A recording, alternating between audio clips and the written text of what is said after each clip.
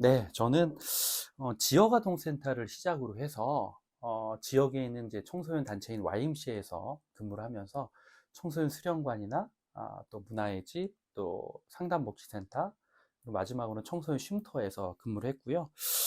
청소년 쉼터에서는 위기 청소년, 또 가출 청소년을 지원하는 역할을 했습니다. 현재 시설에 온 거는 한 3년 정도 됐고요. 현재 또 다른 직책을 갖고 있는 건 이제 학대아동 쉼터가 전국에 약 133개 정도가 있어요. 남녀 시설 합해서. 근데 그 시설들의 이제 홍보를 맡고 있는 위원장을 맡고 있고, 또 서울 지역과 인천 지역, 그리고 제주 지역에 있는 쉼터 시설, 또 원장님들을 대변하는 역할을 담당하고 있습니다. 간단하게 정의 좀 드린다면, 학대 피해를 당한 아동들에게 안전한 보호할 수 있는 공간, 그리고 그 보호 공간에서 치료받을 수 있는 어떤 기회, 그리고 가정으로 돌아갈 수 있도록 돕는 여러 가지 절차를 지원하는 기관이에요. 그래서 가정의 연속선상을 아동들에게 심어주기 위해서 가정과 같은 그런 모습으로 쉼터의 시설이나 규모를 이렇게 갖추고 있는 시설이 이제 학대 피해 아동 쉼터입니다. 대부분은 이제 2021년도부터 이게 이제 그 어떤 절차가 통일화가 되면서 구청이나 시청에 있는 아동학대 전담 공무원들, 이제 그분들을 통해서만 쉼터에 입소할 수 있어요. 그래서 약간 좀 제한적 상황들이 있고요. 학대 피해를 당한 아동만 올 수 있기 때문에 학대 피해 아동인지 아닌지를 심사를 하거나 또는 이제 체크하는 과정이 필요합니다. 그래서 반드시 아동학대 전담 공무원만 통해서 쉼터에 입소할 수 있다.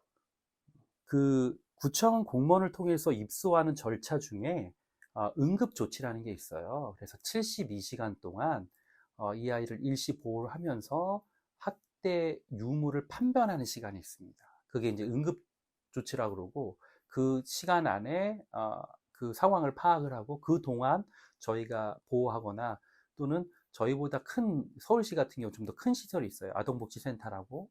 근데 거기서 대기하고 있다가 학대라는 게 판별이 되거나 학대로 인해서 이 상처받은 아이를 치유해야 되겠다 하면 저희 시설로 보는 과정이 있어요. 그래서 그거를 분리조치라고 하는데, 분리조치를 당한 친구들이 여기 이제 들어올 수 있게 돼 있는 겁니다.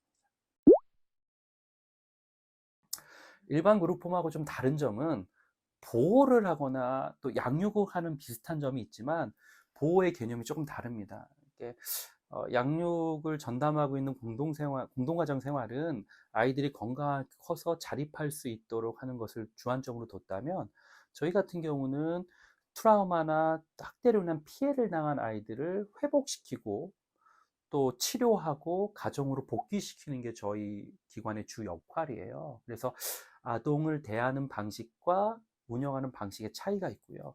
또 특별히 차이점은, 저희 같은 경우는 치료사가 상주하면서 입소한 아동들을 치유하고 상담해서 그 안에 있는 여러 가지 어려움들을 풀고, 또 특별히 저희에 입소하는 아동들은 되게 고위험군의 아동들이 많습니다.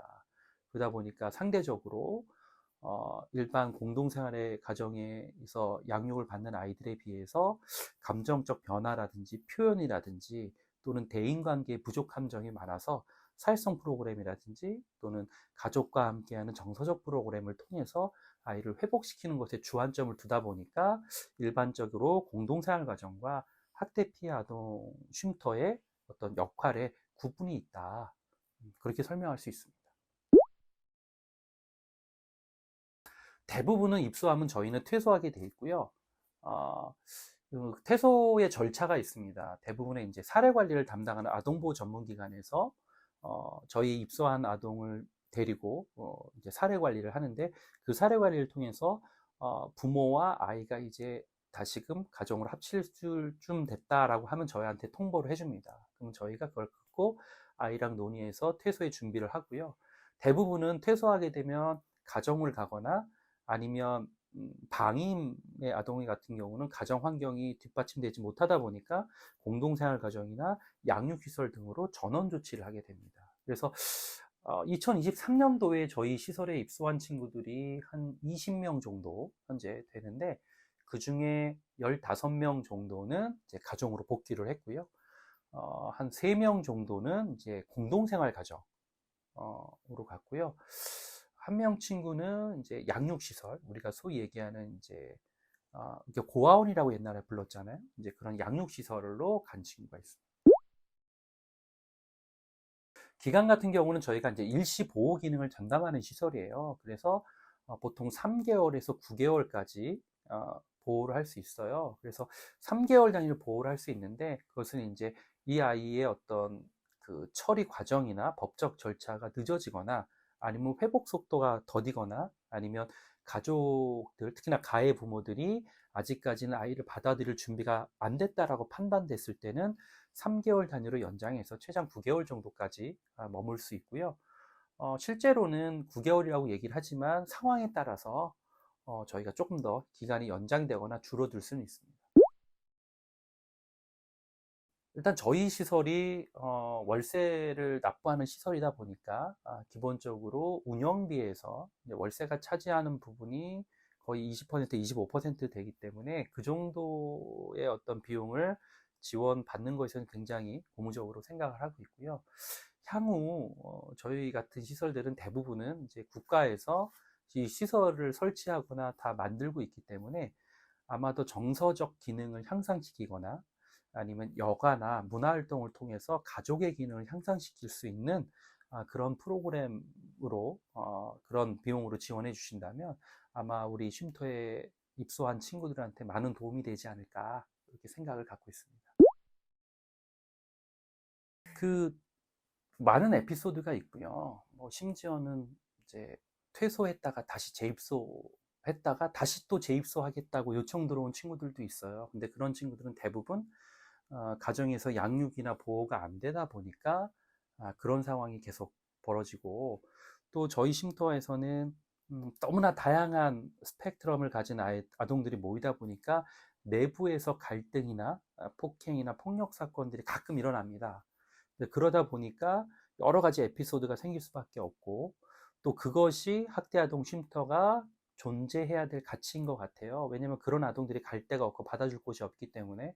그래서 저희는 그런 일을 하기 위해서 이곳에서 계속 그 역할을 한다고 생각을 하고, 또 그 중에서 가장 기억에 남는 친구는 일단 이제 양육시에서 아주 장기간 성장했던 친구인데, 저희 시설에 들어오기 전에는 굉장히 폭력적이고 트라우마에 빠져서 그림이나 이런 것들을 보면 굉장히 뭐 괴물을 그린다든지 빨간색으로 그린다든지 했던 친구가 저희 시설에 입소해서 치료사 선생님하고 장기적인 치료 프로그램을 해서 그림의 소질을 갖고 또 그 소질의 그림들을 표현해서 저희가 미술학원에도 보내주고, 미술학원에서 했던 미술품들을 전시회도 하고, 아동 스스로도 그런 표현이나 또 자기 표현이나 또 어떤 다른 친구들과 관계성이 굉장히 많이 회복됐던 친구가 있고, 또 그 안에서 그 친구를 위해서 다른 친구들이 어떤 일이 있었냐면, 우리가 캠프를 가기 위해서 아동들과 논의하는데 다른 친구들이 이 친구가 제주도를 못 갔고 비행기를 못 타고 봤으니까